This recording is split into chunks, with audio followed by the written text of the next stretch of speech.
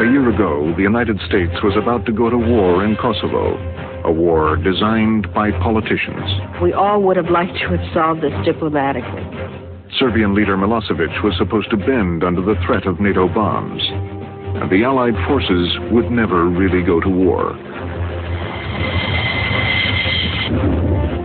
It was very clear this wasn't going to be a three-night war, that Milosevic was digging in.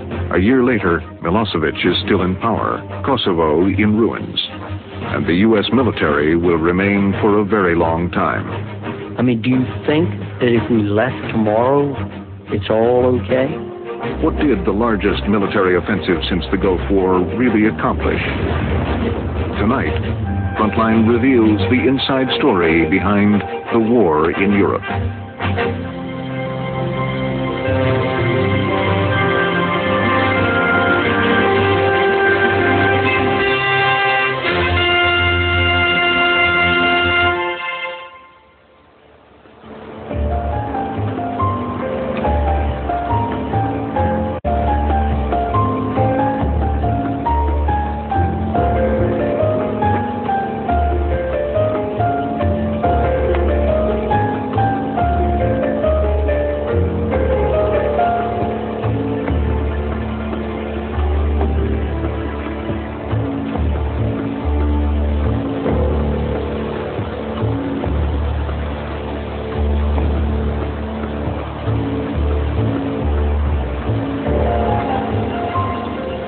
It was here, at the State Department, inside the Secretary of State's office, that the war in Europe against Serbian leader Slobodan Milosevic had its most powerful advocate.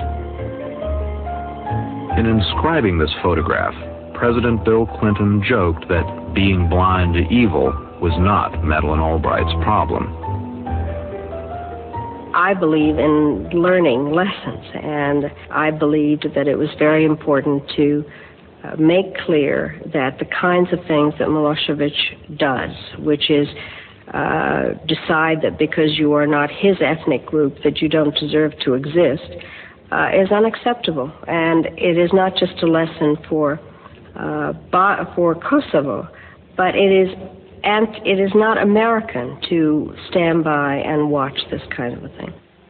In fact, more than any other leader in Washington, Madeleine Albright was driven by a sense of America's role in the world and the chance to use power to rectify the most distant outrage.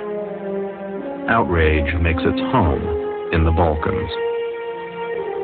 There, in a province called Kosovo, deep in the former Yugoslavia, Madeleine Albright saw an opportunity to test her doctrine of virtuous power. Kosovo is a place heavy with history and foreboding. For centuries, the Serbs have revered Kosovo as the sacred ground of their ancestors.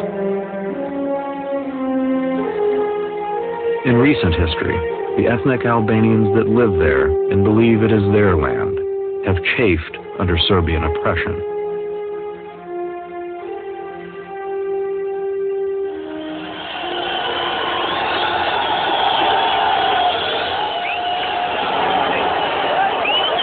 At the end of the Cold War, when Yugoslavia fell apart and nationalism ignited the Balkans, Kosovo seemed a calamity waiting to happen.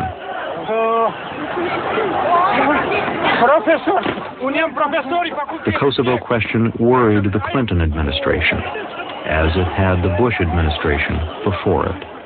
A number of powers had very strong interests in Kosovo and in that general region. The Albanians did, the Greeks did, the Turks did, the Bulgarians did, as well as the Serbs.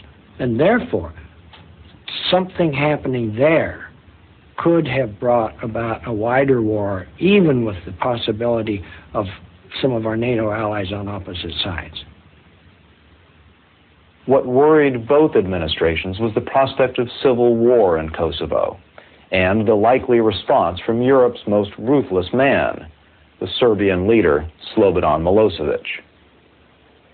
For Milosevic, Kosovo was his people's holy land.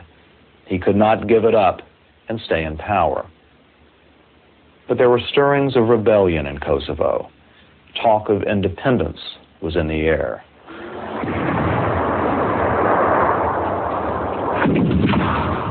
By 1998, the ancient hatreds in Kosovo erupted into a cycle of provocation and violent retribution. The result was a plague of ethnic cleansing that threatened to create an international nightmare in the Balkans.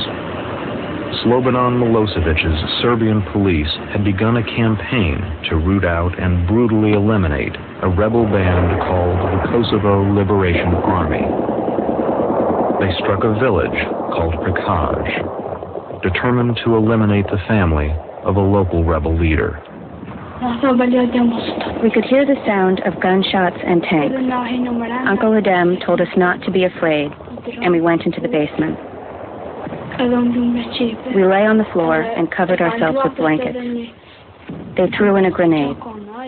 Grandma was blown into the next room. Almost everyone was killed.